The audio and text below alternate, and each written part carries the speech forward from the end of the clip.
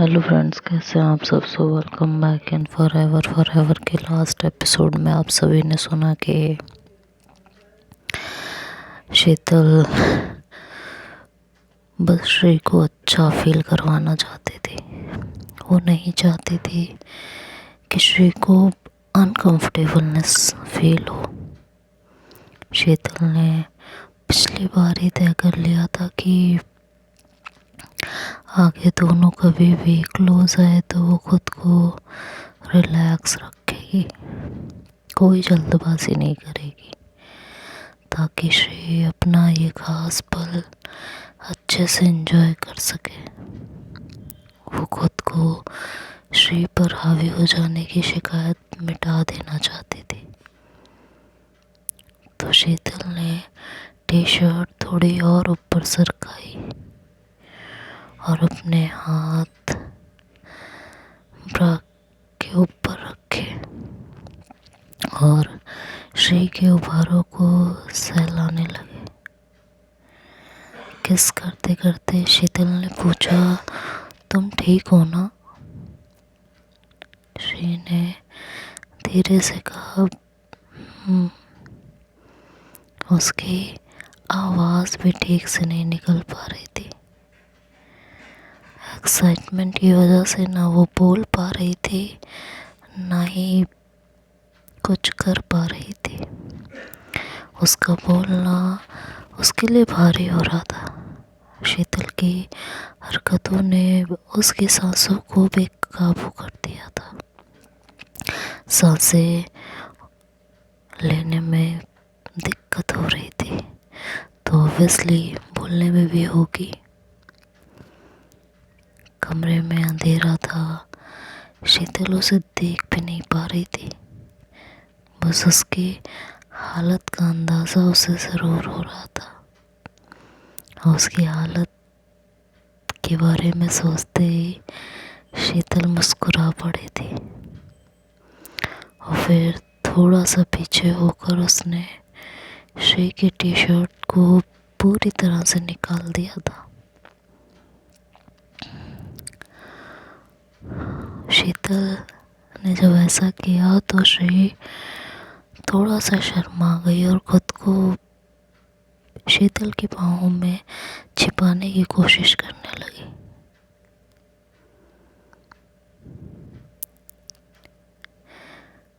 शीतल ने उसे अपनी तरफ करवट देकर सीने से लगा लिया, उसके पैर अपने पैरों में दबाए और धीरे धीरे उसकी पीठ सहलाने लगी। धीरे धीरे उसकी गर्दन, गालों और कंधों को चूमने लगी। श्री भी अब टी शर्ट के अंदर से शीतल की पीठ सहला रही थी। दोनों की गर्म सांसों ने एक दूसरे के शरीर को महका रखा था। इसी बीच शीतल ने ब्रा का हुक खोला और ब्रा को नीचे सरका दिया। ब्रा का हुक खुलते ही श्री कांप गई थी। उसने खुद को शीतल के और करीब किया, खुद को शीतल के सीने में छिपाने की कोशिश करने लगी। शीतल ने 2 मिनट उसे अपनी बाहों में कसा और उसके बाद बड़े ही प्यार से और धीरे धीरे श्री को सीधा लेटाया। मनी मन उसे अफसोस भी हो रहा था कि काश लाइट ऑन होती तो अपने महबूबा की खूबसूरती को जी भर निहार पाती, उसकी खूबसूरती को अपनी आंखों में समा लेती। ये सोचते सोचते शीतल ने श्री के कंधे को प्यार से सहलाना शुरू किया और फिर धीरे धीरे अपनी उंगलियों को सहलाते हुए नीचे लाने लगी। अब उसकी उंगलियां उभारों पर फिसल रही थी। जैसे ही शीतल की उंगली के पोर, मतलब उंगली की टिप उभार के टिप की गोलाई को छुआ, श्री के मुंह से एक जोरदार आह निकली और शीतल के होठों पर मुस्कान आ गई। अब शीतल एक एक करके दूसरी, फिर तीसरी, फिर चौथी बार यही करने लगी।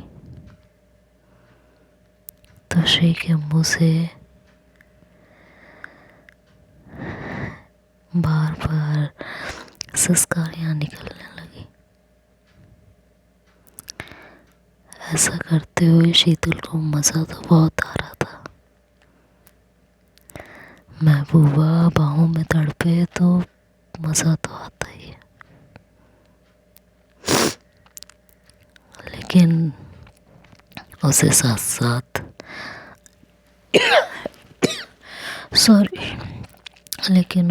साथ अफसोस भी हो रहा था कि वो श्री के चेहरे के एक्सप्रेशन को नहीं देख पा रही थी।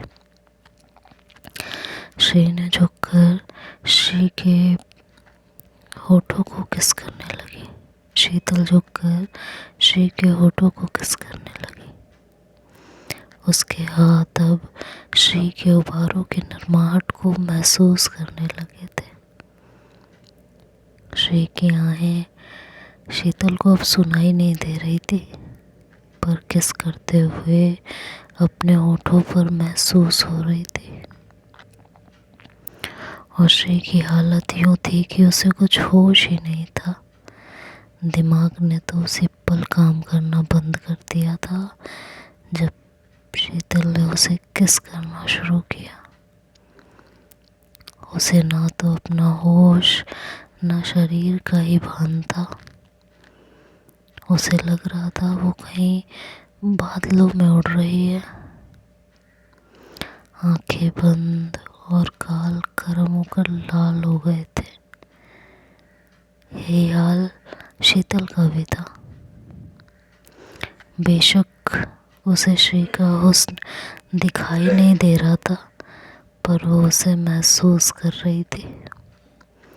उसकी आंखों में तो खुमारी पहले से ही थी और अब नशा भी उतर आया था।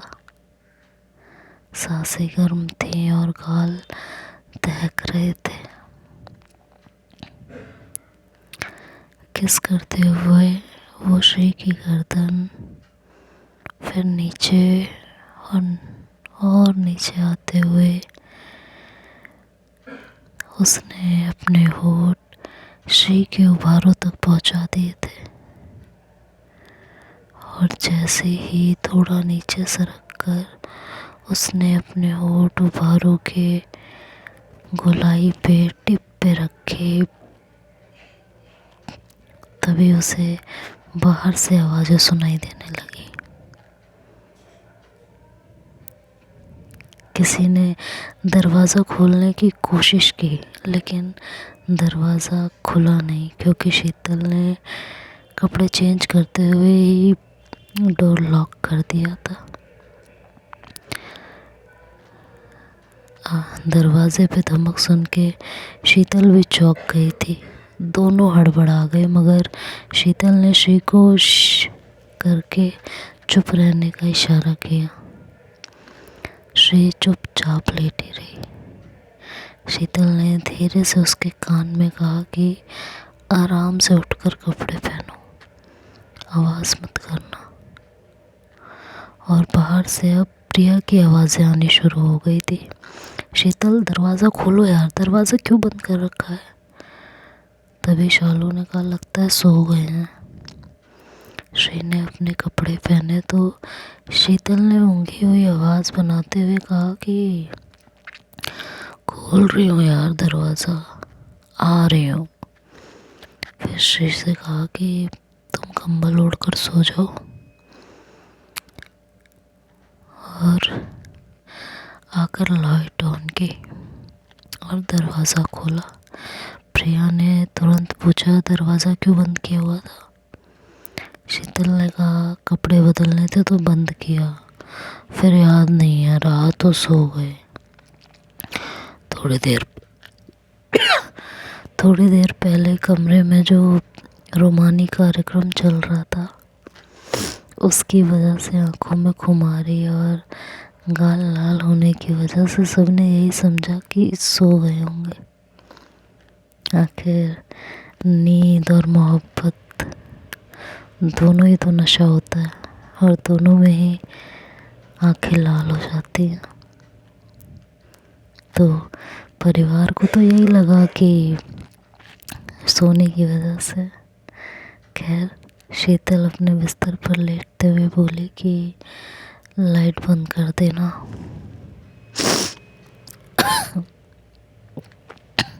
तो प्रिया ने कहा, हाँ कर देंगे ना। तो उसने कहा, ज़रा जल्दी, नींद खराब होगी। शालू ने कहा, तुम कंबल ओढ़ कर सो जाओ, 10-15 मिनट तो लग ही जाएंगे। शीतल ने कंबल सर तक ओढ़ा, श्री की तरफ करवट ली, उसकी कमर में अपनी बाहें डाली और उसके साथ सट कर लेट गई।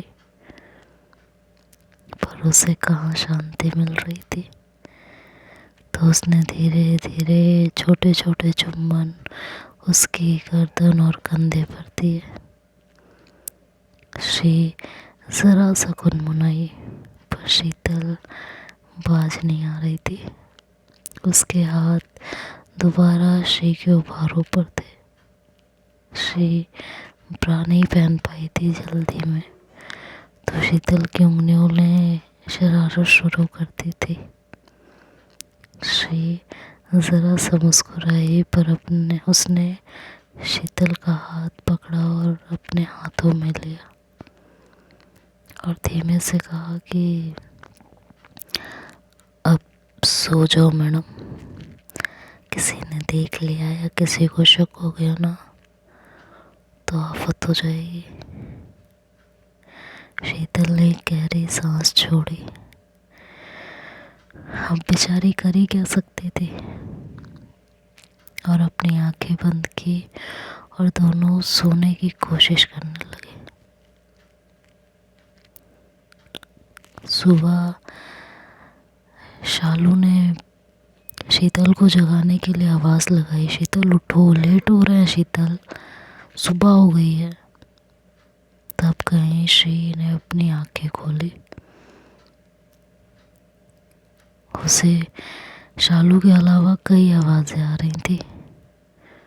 उसे एहसास हुआ कि सुबह हो गई है। उसने खुद को देखा तो खुद को शीतल की बाहों में ही पाया। दोनों रात को जिस तरह एक दूसरे की बाहों में सोए थे उसी पोजीशन में थे। दोनों में से किसी ने करवट भी नहीं बदली थी। श्री सीधी हुई तो उसने अपने बगल में सोती हुई शीतल को देखा। उसे देखते ही श्री को रात की सारी बातें याद आ गई।